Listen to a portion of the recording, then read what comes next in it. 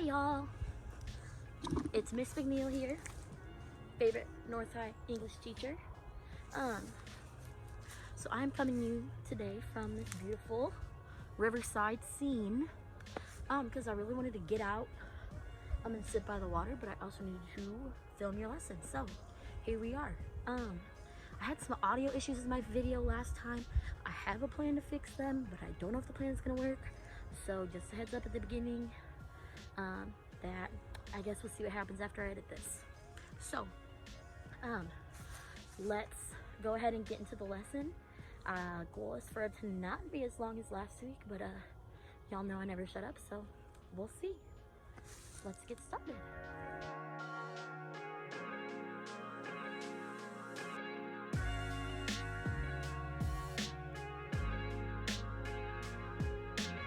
All right, so the goal of this lesson is for us to practice finding central idea of a text, and then the other goal is to practice connecting the issues in the text to larger society.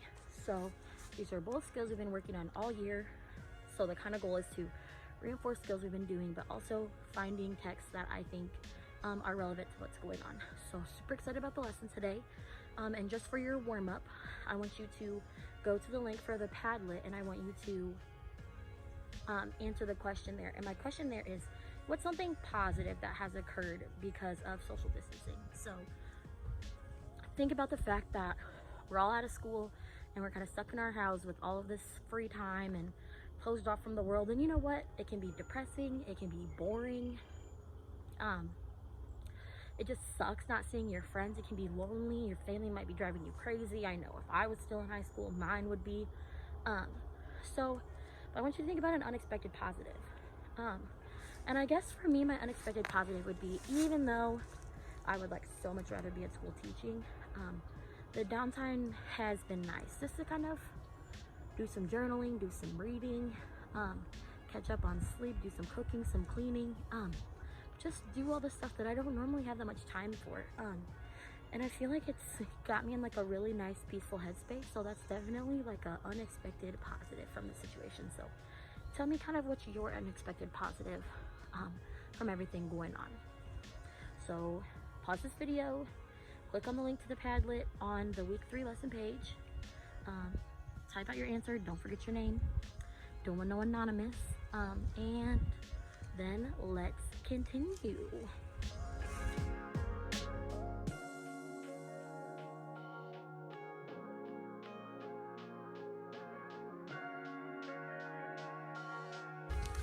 Okay, random people are watching me, but we don't care. I'm just trying to teach my students. Okay, so the next thing we're gonna do is read the text.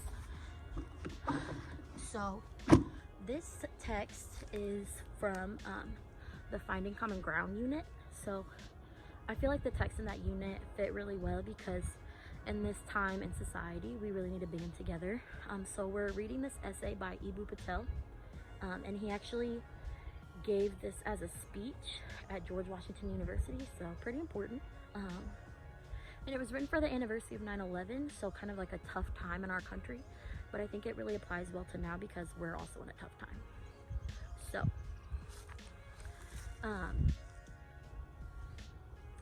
like I said, we're gonna go ahead and read this. I might pause and point out a few things, but it's not long, it's only 2 pages. Making the Future Better Together by Eboo Patel. It'd be great if you followed along in your own document that I've attached, but if you want to just listen, go for it. You will need to read eventually though. I thought about George Washington when I was at the airport this weekend, watching women in Islamic headscarves brave the stares and scowls of some of their fellow Americans on an anniversary no one will ever forget. I wonder if a similar feeling prompted Moses Sessions, the leader of the Hebrew congregation of Newport, Rhode Island, to write George Washington a letter shortly after he assumed the presidency. It was a letter essentially asking whether Sessions and his people, Jews, would be safe in this new nation, or if they would be hounded and hated, blamed for crimes they did not commit. In his response, Washington put on paper words that I still think define the essence of our nation. The government of the United States gives to bigotry no sanction, to persecution no assistance, requires only that they who live under its protection should demean themselves as good citizens. So that's kind of his introduction, is he's thinking about seeing these Islamic women being scowled at. So that's like getting glared at in the airport. Because unfortunately from 9/11, some people did have a bad opinion of Muslim people after that, which we know is stereotyping and is bad. But then he brings these words up of George Washington, and I think he chooses okay, so every time I try to film one of these videos, somebody calls me and interrupts me. This time it was my brother, and it was dumb, but whatever, we love him, I guess. So like I was trying to say, I think he chose George Washington because you know, he was one of the founding members of our nation, so that just kind of shows you how deep back these ideals go. And it's this idea that the United States is not supposed to have bigotry, it's not supposed to persecute people, and everybody is just supposed to be a good citizen and they won't be judged off anything else. So I think we all know that that has not been true throughout our history, but that was the intention when it was founded. In this new nation, the new president was saying people would have their identities respected, their freedoms protected, their safety secured. They would be encouraged to cultivate good relationships with fellow citizens from other backgrounds, no matter the tensions and conflicts in the lands from which they came, and they would be invited and inspected to contribute to the common good of their country. Washington came to his views through both principle and practical experience. As a leader of the Continental Army, the first truly national institution, Washington recognized he was going to need the contributions of all willing groups in America. Back then, it was a common anti-Catholic practice to burn the Pope in effigy. Washington banned this and other anti-Catholic insults within the Continental Army and wrote, "At such a juncture, and in such circumstances, to be insulting their religion is so monstrous as to not be suffered or excused." Washington brought this ethic to his private life. When seeking a carpenter and a bricklayer for his Mount Vernon estate, he remarked, "If they are good workmen, they may be of Asia, Africa, or Europe.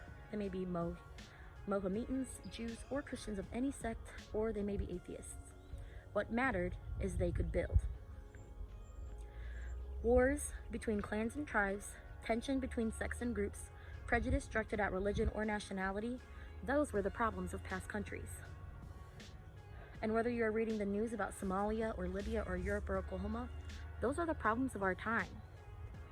Washington wanted America to stand for something different, not the old idea that we are better apart, but the high hope that people from the four corners of the earth could do remarkable things together, even build a nation, and show humanity that we are better together. Respect, relationship, and service to the common good. That was Washington's ethic, the three pillars on which he believed a diverse democracy would thrive. So, again, I can really see the connection here because we do still have issues in our time. You know, just like people were stereotyping Muslim people after 9/11, people are starting to stereotype Chinese people. And there's been violence against Asian restaurants and businesses around the country. And people have called coronavirus the Chinese virus. So when you talk about issues of diversity, of equality, those are still problems today, absolutely. In a two-seldom read sermon called "Remaining Awake Through a Great Revolution," Martin Luther King Jr. summarized the story of Rip Van Winkle. He mentioned the details we all know. Old man goes up the mountain, falls asleep for many years, grows a long beard. But King pauses on one detail we might have passed over. When Rip Van Winkle went up the mountain, he passed an inn with a picture of King George III, the English monarch. When he came down the mountain some years later, the inn was still there, but the picture had changed. It was now of George Washington. America had gone from living under a dictator to living in a democracy. What strikes me about King's use of George Washington as a symbol of democracy is that King's great-great-grandparents could well have been owned by General Washington. The man who welcomed Jews and Catholics into the nation, the man who spoke of a government that gave bigotry no sanction and persecution no assistance, he was a slaveholder. Okay, so got interrupted by a dude walking by with his dog barking. No offense if you have a little dog, but they're kind of really annoying with all their freaking yapping all the time.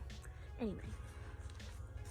But yeah, so George Washington talked about how there should be no bigotry in America, but yeah, he was a slaveholder. And King knew this, but it neither paralyzed him nor made him cynical.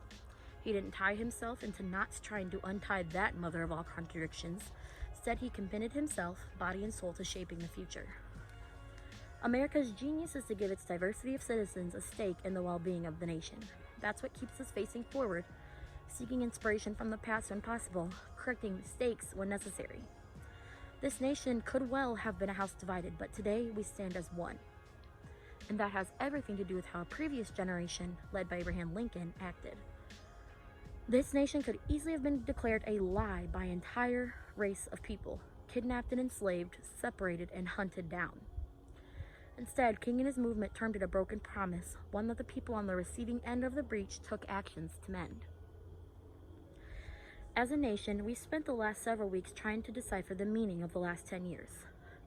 That's as it should be. Those who were lost on that day deserve that and much more. As I look out at the freshman class at George Washington University on the 10th anniversary of 9/11, they represented for me the next 10 years and the decades after. Here was my message to them. Yes, be a part of the conversation, but more importantly, take part in action. Don't forget, the people who talk for a living talk about the people who act. For sure, ask big questions, but also make deep commitments to your faith or philosophy, to the nation and to the world, to the earth and to each other. Debate the meaning of the events of past decades and centuries, but above all, shape the arc of the future. When you serve, you are part of the future. When you dream, you are part of the future. When you build bridges that show we are better together, you lower the barriers that make people believe we are better apart. When you are wronged, in ways both small and large, remember what Martin Luther King Jr. said in the waning days of the Montgomery bus boycott, after the African Americans of that city had endured a year of walking to work, facing false arrests and very real death threats. King gave a speech about looking forward, about building the nation. Now is the time for redemption. Now is the time for reconciliation. Now is the time to build the beloved community. And that's the end. So, like I said, I really like this idea and the story about coming together and about acting and about figuring out what you believe and fighting for it. You know, I just love that message, and I definitely think it's relevant to right now.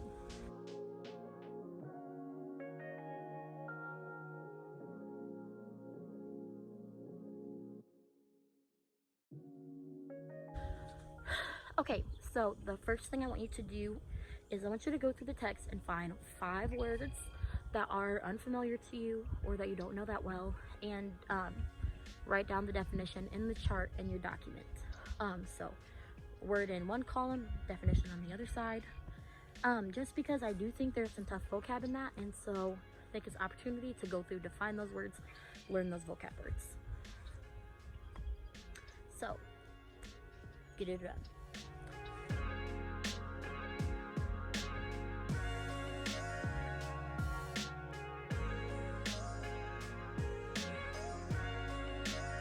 Next part of the lesson, I want you to work on finding the central idea and supporting details. So there is a chart in your document that has a space for you to type the central idea and then type 3 supporting details. And I want to go through how you find your central idea and supporting details. So there's kind of 4 steps, I think, to finding central idea of a text. Remember, central idea is that main idea that the author's trying to get across in a piece of nonfiction. So it's similar to theme, but theme is for fictional pieces, central ideas for nonfiction pieces. So step 1 to figuring out the central idea of a text is to look at the title. So our title is Making the Future Better Together. So I think you can assume that something about the future being better together is part of the author's main idea, or he wouldn't have named the article that. Then the second place I would look is in the first paragraph or so. And so his first paragraph He talks about thinking about George Washington when he was at the airport, when he saw the women in the Islamic headscarves getting glared at. So I don't want you to like take that story too literally as being part of the main idea, but you know, I think he's kind of serving to show that in some ways we are divided right now. And so just kind of file that away. Then the third place you can look is the end. And I definitely think his ending is very powerful and is a big part of his main message. So he literally says, here was my message to them, colon. So anytime you see something like that, that's going to be an indicator that something important is coming. And then he says, you know, be a part of the conversation, but more importantly, take action. Ask questions, but make commitments. You know, debate the past, but make sure you shape the future. So I think that he's, you know, really kind of emphasizing that we can sit around and talk and debate the past all we want, or we can actually commit ourselves to doing the work and making the future better. And I definitely think that's a big part of what he wants to say. And then finally, the last thing you can do to find the central idea is to go through and highlight or underline any details that are repeated or that you think seem important. And then once you've kind of collected all that information, you kind of want to think through it and try to find a way to sum it all up in one sentence. And that's kind of another way you can think of finding the central idea, is summarizing the story in one sentence. So I'm not going to give you guys the central idea. That's for y'all to figure out. So get that first part of your chart filled in with the central idea. And then you also need to find 3 supporting details.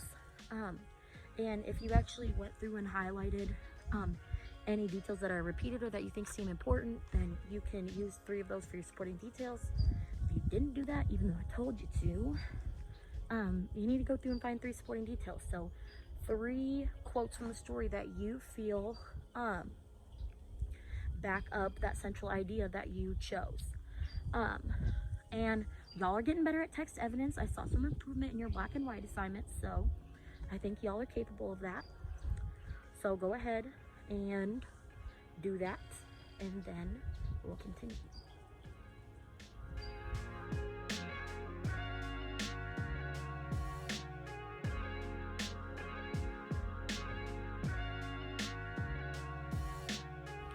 Okay, and then for your final part of the lesson, I've got some connecting questions. So, connecting question number 1 is,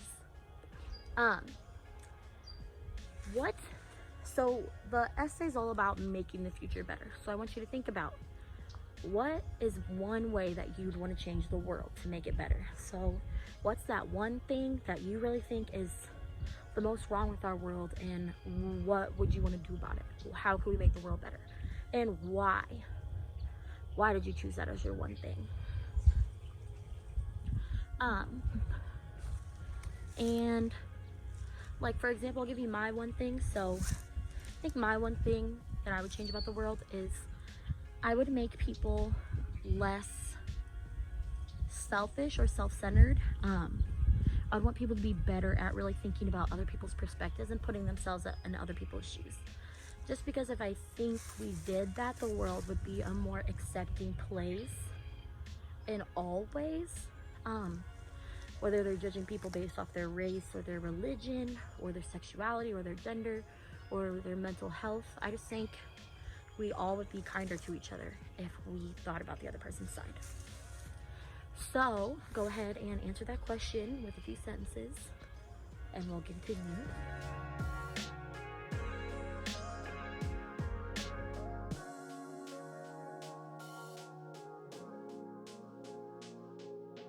Okay, so for the final part of the lesson, I want you to kind of take what we read and then connect it to the current situation that we're going with the coronavirus outbreak. So being on social media, I've seen a lot of conversations about, you know, there's a lot of people who want to get back to normal, but then there's a lot of people who say we shouldn't be going back to normal. We should learn from the situation and make society better when we're able to start it back up. And there's a lot of different conversations about that. I've seen a lot of people saying they've been checking in with loved ones more. A lot of people just being kinder and more compassionate to each other. Like people in China are hearing the birds outside their windows for the first time because there's not so much noise pollution. I know in LA, like they're having their 3rd week of clean air, which they're normally famous for having so much like smog around their city, because everyone's stuck inside. Seeing a lot of conversations about mental health. Like on one hand, I think being isolated is bad for your mental health, but on the other hand, I think it's kind of been getting people to talk about mental health more, so I think that's like a good thing. And I've seen a lot of stuff about how, yeah, it's really helping the environment for everyone to be inside and all the factories to be shut down and people not driving their cars as much. So what I'd like you to do is figure out, like, what do you think is a lesson that society can learn from this whole coronavirus outbreak situation?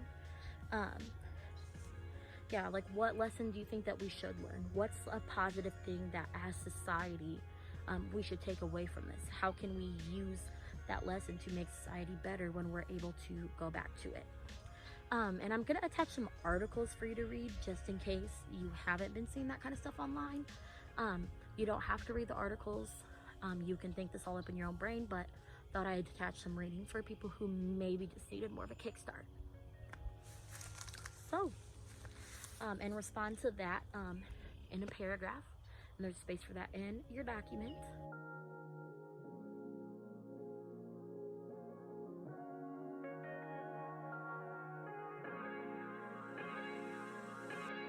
And with that is all I have for you loves today. So just a quick outro. I literally miss y'all so much. Haven't heard from y'all as much this past week, but I've been a little off the grid myself. I've been going out hiking and stuff. Got some responses for the whole digital pen pal thing. Those emails will be going out this week, so look for those. What else?